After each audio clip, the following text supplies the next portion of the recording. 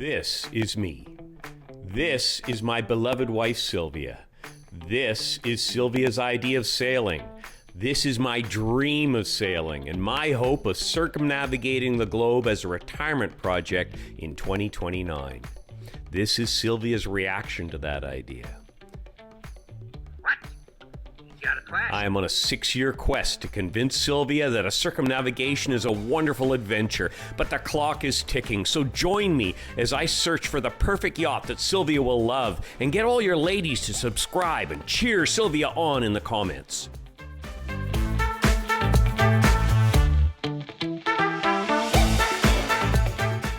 Welcome back to Naval Gazing at Camp David. This week is another Future Yacht episode, and we are going to have a close look at a very exciting vessel, the Xquisite 60 Solar Sail.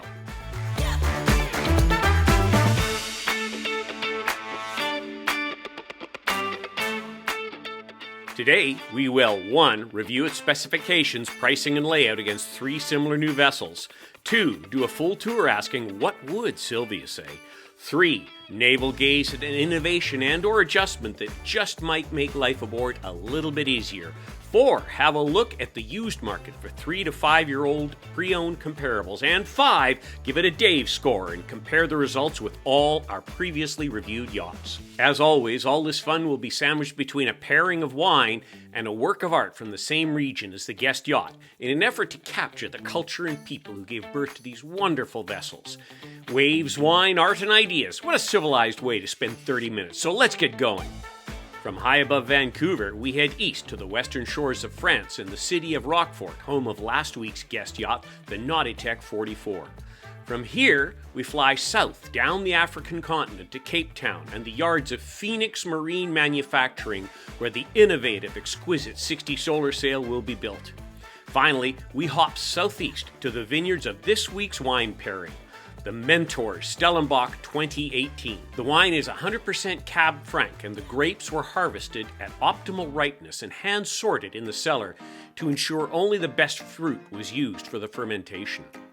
After 2 days of cold maceration, the juice was inoculated with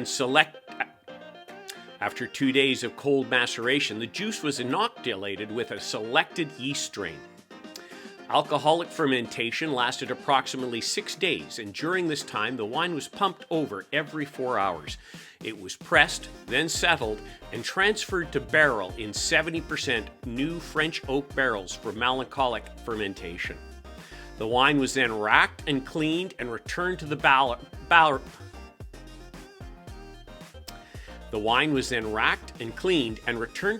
for maturation. After 12 months, the best wines were selected to mature for a further 6 months. In total, over the 18-month maturation period, the wine was racked twice. This wine is truly about selecting the best of the best.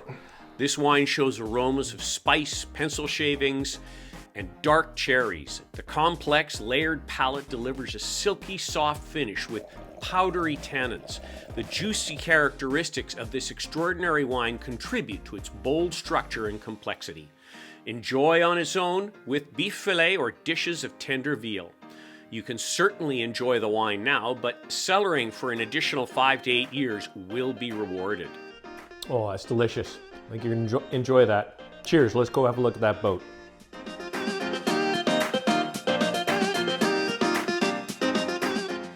Having a look at the renders here, man, the shape of this Solar 60 is fantastic.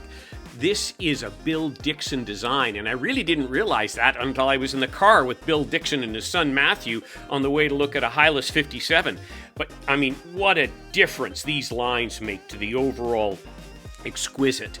I can hardly wait till we are actually looking at this in a 50. Looking over at our new comparables this week, we're looking at the Lagoon 55, the Privilege 580, the Sunreef 60, and the Xquisite 60 Solar Sail. Heading across the top here on upwind sail area, it's the Privilege at 213 square meters that leads the pack. Then you've got the Lagoon and the Sunreef almost tied at 180, and finally the Xquisite 60 Solar Sail at 163.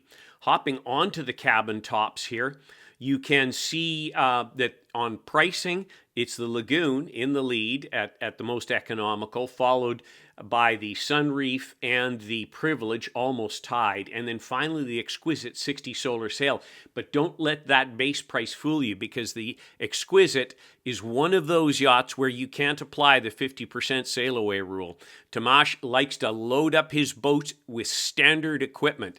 Probably why the Europeans get a little frustrated with him, because they like to layer things on. But his boat, I struggle to find anything to add to it. So keep that in mind as we go through the pricing. Looking at the cabin tops here, you can see the Lagoon with that beautiful, expansive fly bridge there. The Privilege 580 has a fabulous fly lounge with what I far prefer is that mid-helm, so that you can talk both to the folks on the fly lounge as well as the folks in the cockpit and even in the saloon. Sunreef 60, very similar to the Lagoon 55, and it has a football field-sized fly bridge, full fly bridge, so you are isolated. And the Xquisite 60 Solar Sail, as with the Privilege, has a beautiful fly lounge and a mid-helm, a very nicely located mid-helm. The only difference between the two is that on the Privilege Signature, you have a forward cockpit and a forward bow access door out of the saloon, which in the Xquisite you don't. You do have a faux forward cockpit with built-in factory sun lounges there, but there is no forward access there. Moving into the accommodations, you can see across the top here the dimensions are fairly close. The Sunreef 60 is the largest here at 18.3 by 10.2. The Privilege a little bit longer at 18.7, but narrow at 9.2. Then you've got the Xquisite, the longest actually at 18.8, but again narrower of the other two, actually the narrowest of the four at 8.9.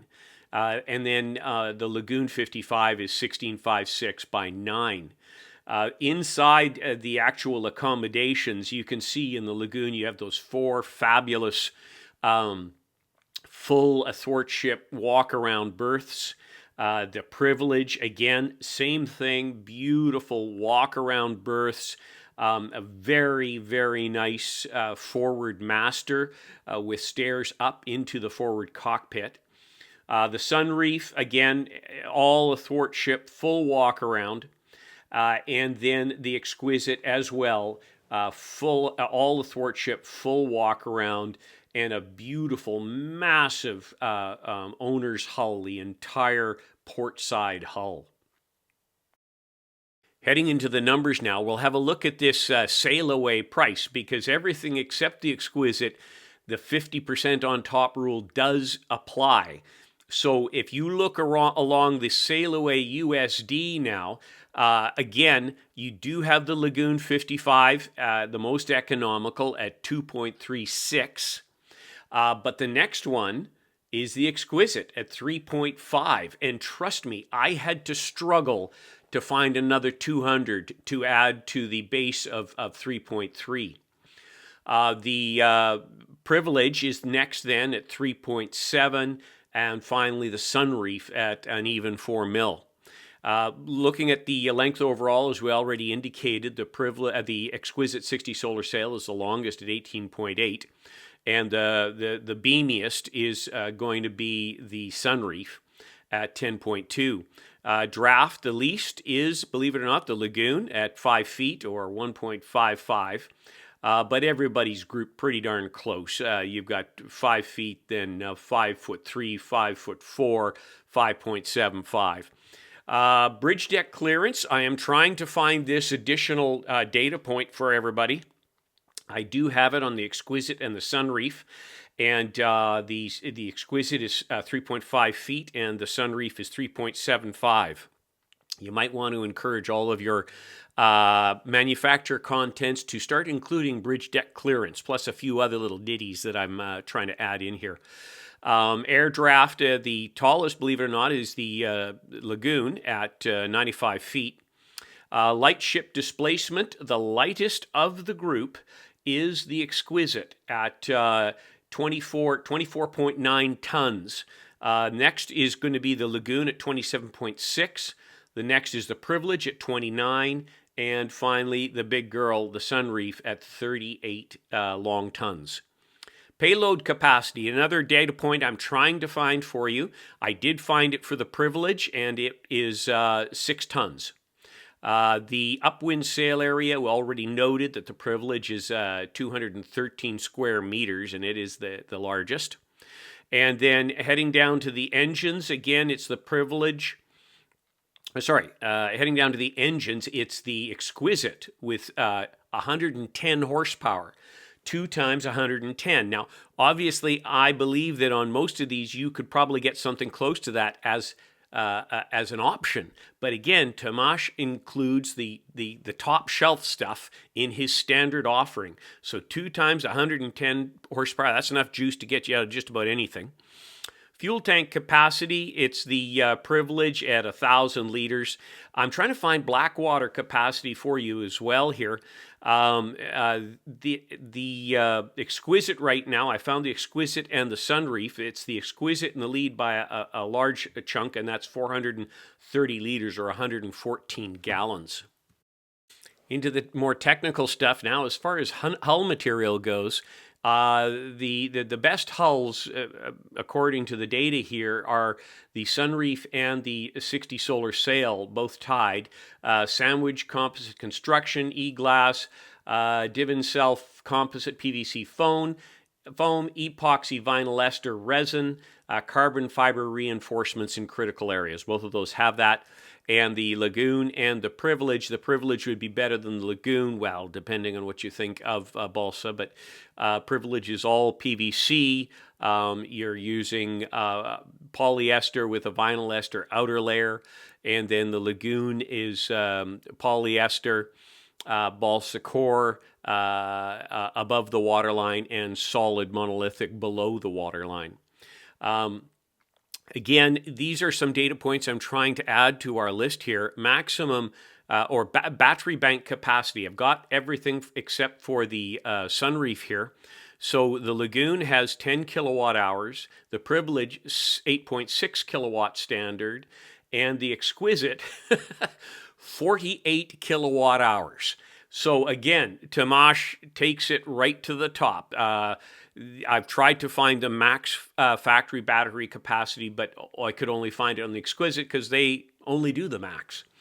As far as factory solar, max factory solar, I could only find it for the Xquisite, and that is a whopping 6 kilowatts of flexible solar. Looking down into the performance indicators, sail area to displacement, which is indicative of power, it's the Privilege in the lead at 22.9, followed by the Lagoon at 20.1, the Xquisite 19.4, and the Sunreef at 16.1. Displacement to hull length or heaviness, it is the Xquisite in the lead here at 123.3. Again, it's the lowest number wins, and they're ahead by a significant margin. The next closest is the Privilege at 140.8. But I would like to point out that, I've heard a lot of people poo-poo the Privilege as, an underperformer or seeming to lump it together with Lagoons or production cats, and that's just not the case. The Privilege is a good sailor. It's not a racing boat, but it's not a lead sled in any shape or form. Looking now down at the indicative percentage of wind speed capability, this is the KSP measure, which is a theoretical speed performance with 10 knots of wind. It is, again, the Privilege in the lead at 73% of wind speed. Next is the Xquisite at 68% of wind speed. Then it's the Lagoon at 65% and the Sunreef at 59%. If you are talking to manufacturers as you go around shopping for your boats, see if you can't get them to start listing some of these additional useful data points. I've got these for a few boats, but not very many. Interior area. We know the square footage or the square meter area of every house we buy. Why can't we know the same living square footage of the boats we're going to live aboard? Exterior area. Again, we know the square footage or square meters of the lot that our house is on. Why can't we know the exterior, usable exterior space on every boat that we buy? Interior enclosed storage. When you look at car stats, you can see the square footage of trunk space. Why can't we see the interior stowage space, cupboards and lockers, etc., of the yachts we're going to buy? Exterior lockers, again, very similar to the car trunk. Why can't we know what the cubic footage or cubic meters space is within the actual storage lockers? These are vital points that we need to think about when we're looking at a liveaboard. Total fridge capacity. Total freezer capacity. Again, these are items, Bally will list the interior square footage because, of course, it's their strong point. And I think I got the fridge capacity from Seawind, although you don't see that everywhere. It's very spotty. Nobody lists the storage space, internal or external. And nobody lists the external usable square footage for your cockpit, your forward cockpit, your weather decks, your fly lounge, and we should know this data. So if you're talking to manufacturers, give them a poke and ask them to do it. If you're enjoying the content, I would really appreciate it if you could give it a thumbs up, and please comment. I have learned most of what I know about boats from the comments of this very educated audience. Even if you disagree, I'd love to hear your disagreement. It forces me to research elements that maybe I'm wrong on or have inaccurate. I do appreciate even the negatives. They drive me to do better at the research and really have uncovered some very interesting facts that I've appreciated in the end. So really comment, thumbs up and comment. If you could subscribe, please do it. It means the world to the channel. And if you have a moment, just fire this off to a friend and ask them to subscribe. I really appreciate it. Thanks very much. Hopping aboard. What would Sylvia say? Well, Sylvia would love this thing. I mean, this and the Privilege, they really are spectacular. Look at that beautiful fly lounge, the lovely forward deck lounge areas, that massive solar set of integrated solar panels. They're not tacked on. They're just beautifully integrated. The dinghy lift here, and it's not just your average dinghy lift. You will see here that the obviously the platform goes down for a swim deck, but the dinghy is actually raised and lowered using that very what looks to be an Atlas davit style crane, which I really like. I think this is the best of both worlds because I have heard that the dinghy lifts, although lovely for swim platforms, can be a bit of a nightmare in heavy water. This combines them both. Look at the stowage you have here, the flexibility of that aft settee, the bottle storage, the barbecue. I mean, everything is here. Look at the barbecue here. Look at the beautiful cockpit area, big table, lots of lounging space. Now let's do a little navel gazing here. There are several great sailboat security systems and boat monitoring technologies on the market, and some even have active defense features like high-volume audible repellers and fog generators to confuse and intimidate intruders. But all of these require the unwelcome boarding party to set foot on your boat first, which seems a bit late if you are sound asleep in a remote destination. One company offers sensors that detect incoming boats when they enter a defined radius around your vessel and well before would-be pirates and thieves come near your sugar scoops. Nauticalert offers a combined IR and microwave sensor that offers an even greater degree of accuracy, making it suitable for use on deck as well as below. Microwave technology can see how far away objects are as well as how big they are. Together with a PIR sensing element that looks for thermal motion, it enables the detector to ignore small motions such as moving ropes, boom vangs, etc. It's an extremely resilient intrusion solution for marine and can be used to detect an approaching intruder before they board. Nauticalert can also be used to create an elaborate solution involving FLIR thermal imaging and up to 24 individual surveillance cameras, with the FLIR system automatically detecting the heat signature of any intruder and raising the alarm if someone breaks a specified parameter around the boat. This system is also capable of transmitting video directly to your cell phone or computer and even allows you to direct the cameras. Back on board here, we're in the aft cockpit with that beautiful convertible settee, that fantastic barbecue. Let's go through those massive opening sliding doors into this extremely welcoming and warm saloon area. Fabulous center island, obviously, here, and then off to the starboard there, you've got that beautiful wraparound settee. Just in front of it, you'll see you've got a dropping TV that automatically comes out of that little shelf area. Look at the size of that massive refrigerator. So full-sized refrigerator here. You can see the various color elements you've got here. The first one I prefer. The next one, a little bit of that bleaching action. The third there, a little warmer. Here's the overall layout of the saloon and cockpit. You can see how wide open and comfortable it is. Also, look at the massive size of that beautiful forward-facing nav table there. You've got a lot of features here. You've got multi-zone fusion Apollo stereo system, 50-inch smart TV in the saloon, full-size double-door refrigerator freezer, induction cooktop, and extraction hood. Of course, everything is electric on board. There's no gas. Vented washer-dryer. I got to emphasize, vented washer-dryer. That means the dryer actually works, which is a rarity on sailing yachts. Dishwasher.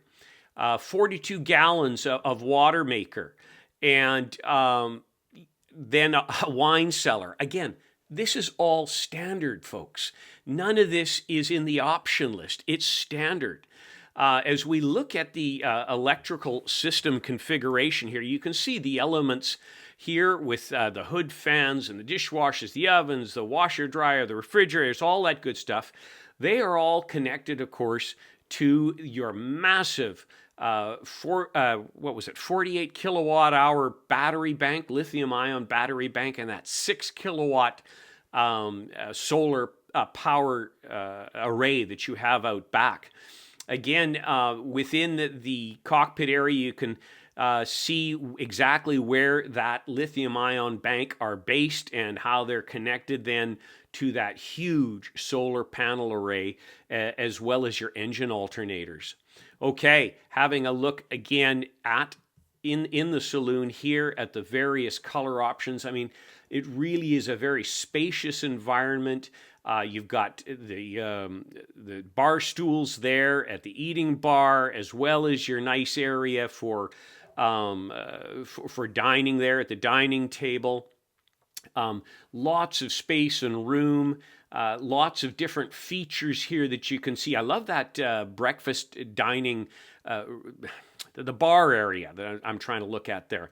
You've got the induction top and the full extractor fan there. Lots of storage space in the kitchen. You can see all the drawers and storage you have here, and you can bet your bottom dollar that Tomasz has his famous toolkit in here somewhere. Look at the size of the trash bin, which is always something that's quite limiting. Lovely crystal cabinet there, and again, that wonderful jut out that creates a nice stable place near the fridge where you can brace yourself, but also contains that rise-up TV as well as a whole bunch of storage. Lots of storage beside the refrigerator there as well. Now this is something really neat. The table here goes up into full dining room mode. It also goes into full sleep mode and then down into coffee table mode. Looking at the storage here now, under the settee, at least the jut out of the settee, the footrest, lots of storage, both cupboard and shallow storage there. And then your nav station, really nicely laid out, lots and lots of storage for your bits and pieces. You can keep this yacht looking uncluttered. Look at all of the storage, even the rise up storage there. And then you've got access to all your electrical behind there. So let's head down into the master hull on the port side, heading back here into this incredible master suite. You can see the massive window that you're looking straight out of. You can see, if you look up to the ceiling there, the drop down TV, so it doesn't take up any space in the cabin. I mean, full walk around access, absolutely beautiful. Looking from the top down here, you can see all the storage closets you have, your makeup table there, everything that you could possibly need. You even have your beautiful little couch, which can be configured multiple different ways. We'll look at that, from in-suite laundry to more storage, or that lovely settee, which would definitely be my preference. Again, lots of hatches in the windows, allowing you nice ventilation.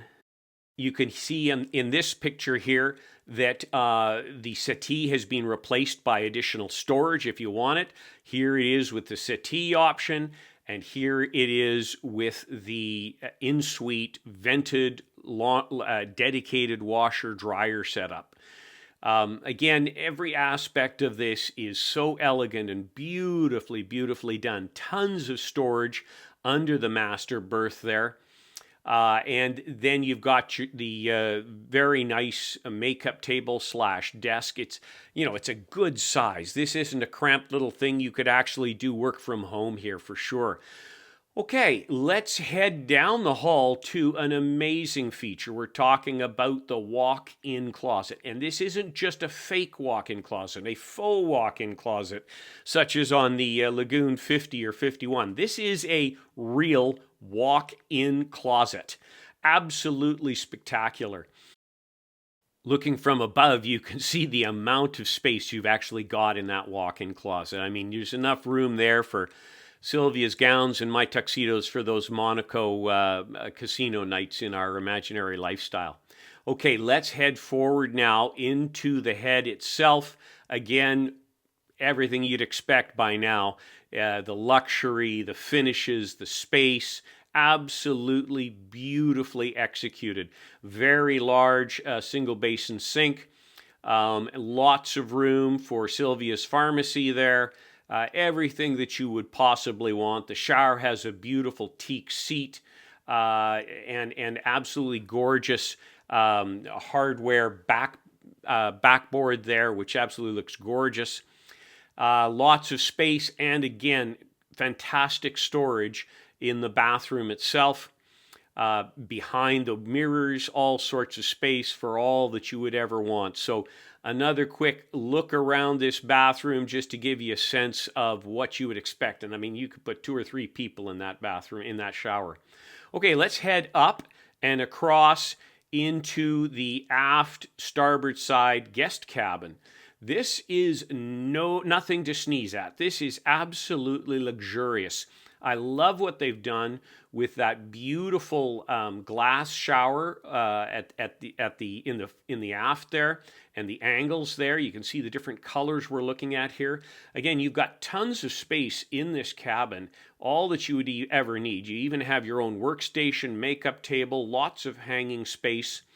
The shower room and the head, very spacious.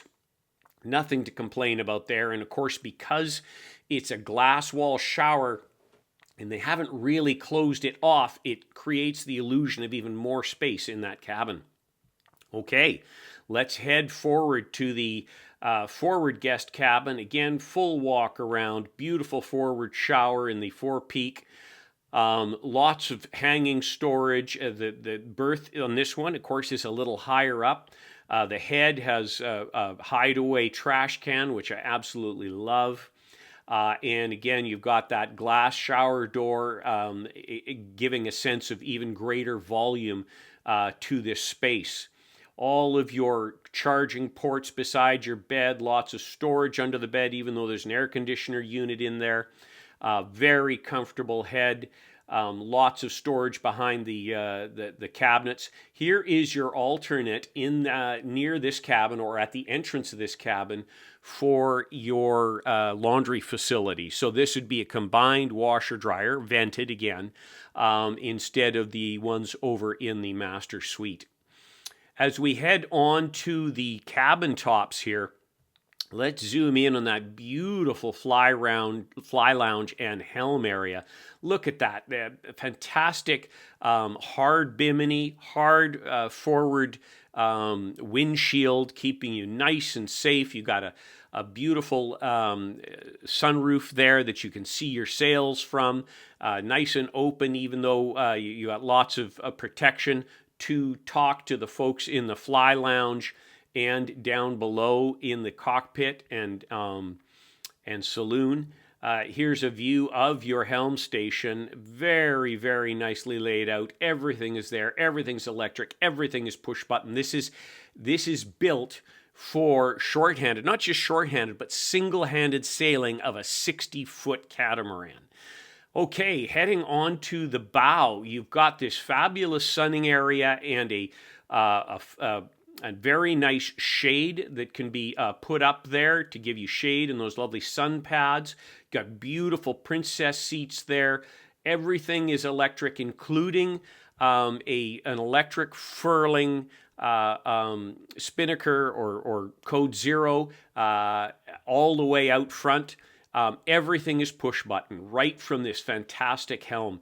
Now look at this innovation. And I thought of this and I thought I was foolish thinking about this stuff for monohulls, but here Tamash has done it with a catamaran and it makes total sense. You hit a button and out comes your shade over top the fly lounge. And isn't that always the criticism of the fly lounges? Oh, too much windage and nobody's going to sit up there because it's too hot. Well, of course, you don't do it during the day normally. You do it for sundowners. But here, you can do it anytime you want with the push of a button. I mean, this is absolutely spectacular. And remember, this was not the most expensive boat on our list.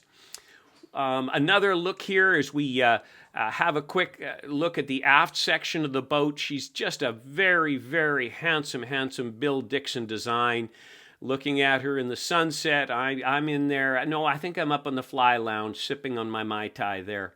Okay, hopping into pre-owned comparables. What do we compare this beauty to? Well, first up is a 2022 Sunreef 60 sail. Bearing in mind that our sail away is base plus almost nothing, 3.5 million, and that's stretching it. For this 1-year-old 60, they're asking $4 million. Not a hope in Hades. I would be on the Xquisite all day long. Next up, we're looking at a 2021 Moon 60 sail. Very nice vessel, very similar to the Sunreef in its feel. I haven't done the performance numbers on it, but they're looking for 2.5 versus the 3.5 for the Xquisite. I honestly, if I had the $1 million, I'd do the Xquisite. Tamash has built such reliable, such well thought through, such complete vessels that there's a level of trust. The other thing is, if you've ever met Tamash and his team, you can't help but love them. Like, Tamash is the nicest, most honest, straightforward fellow I've ever met. Anytime I email him, ask for information, I'm expecting an assistant to get back to me. Tamash is back to me in 5 minutes. Like, it just the humblest, nicest guy. So, I'd do the Exquisite. Next is a 2021 Fountain Peugeot Samana 59. This is quite a vessel. We're looking at 2-year-old vessel, 3.1 versus 3.5. Not a hope in Hades. There is no comparison between these vessels. The Exquisite is at least 30%, if not 50% more vessel for the same for almost the same money. And finally here, we're looking at a 2018 Leopard 58, so 5-year-old boat. They're looking for 1.3 Look, that's a whole lot of cash. That's $2 million delta. No, it's not the same boat as Tamash's, but it's a whole lot of boat. And not bad quality, not my favorite interiors. It's not the same caliber of vessel, but wow, you are getting a whole lot of space. I'd have to go with the used Leopard on this one.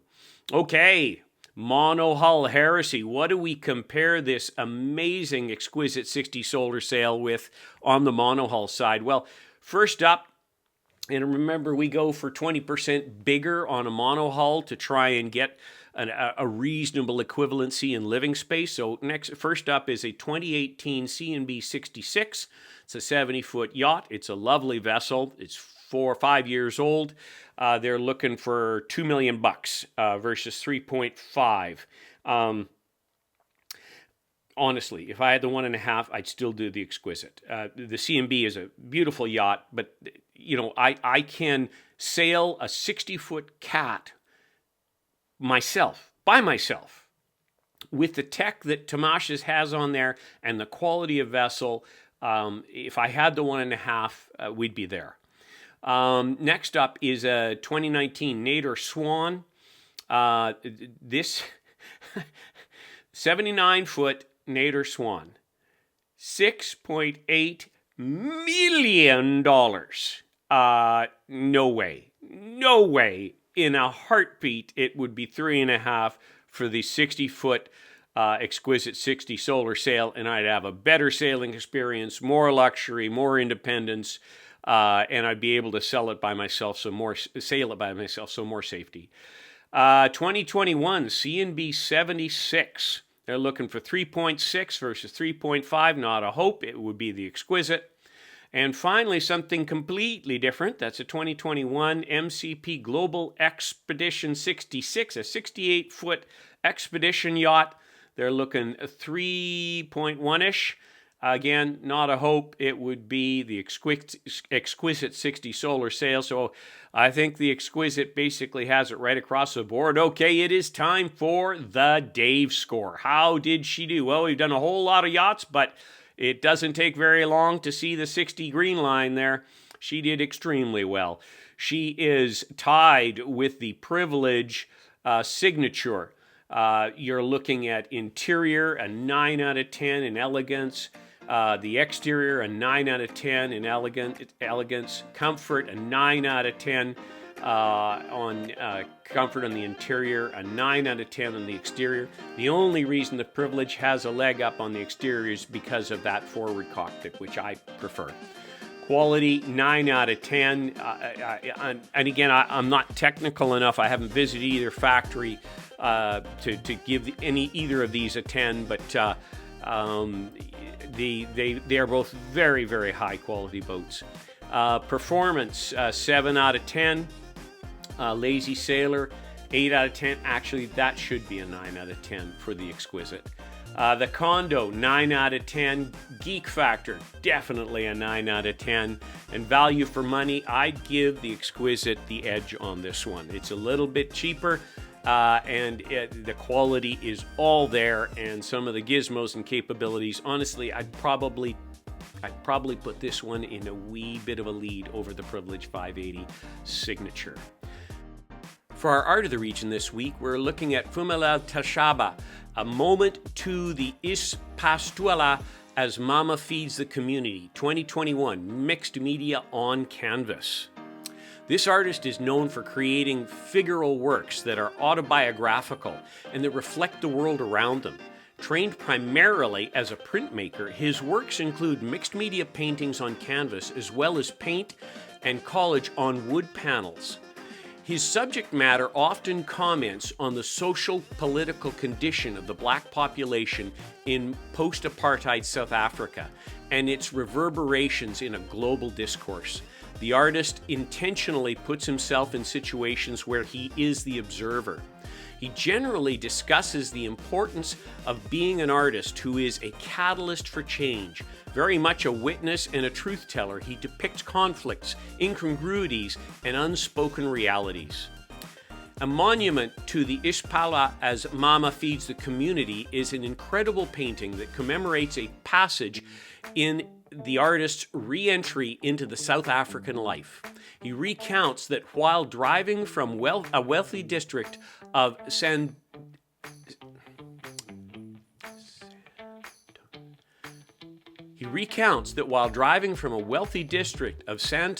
he passed through Alexandra, an impoverished township, and memorized the scene into the canvas. The painting reveals a half-length portrait of a woman in embellished regalia with a violet aura that emanates behind her, and the face of a young boy looks directly at the viewer from the edge of the canvas. In the background, 4 figures stand on what appear to be elevated posts, performing Ispashla, a dance of resistance. As the artist explained, Ispashla is based on the dance and Kwaito music and is choreographed fast-step street dance presented by a troupe. Developed in the 1950s when apartheid restricted the movement of blacks, dance, ritualized rhythmic movement reclaimed free motion. The artist was inspired by the 3-generational gathering and the agency among the figures. This is the first work by him to enter the Denver Art Museum collection and was part of his first solo show, becoming Water from the Same Source, at Pippi Holdsworth Gallery, London in 2021. Well, that's our Waves, Wine, Art, and Ideas for another week. I'm sure you can tell my unabashed admiration for Tamash and his team at Xquisite. What they're doing is fantastic. This new Bill Dixon design, I think, truly reflects Tamash's genius and his focus on quality and a complete package as opposed to piecemealing it together with a massive options list. I'm crossing my fingers that the 50 version of this will come out in time that I might be able to partake, but we'll see what happens. Thanks very much. We'll see you next week.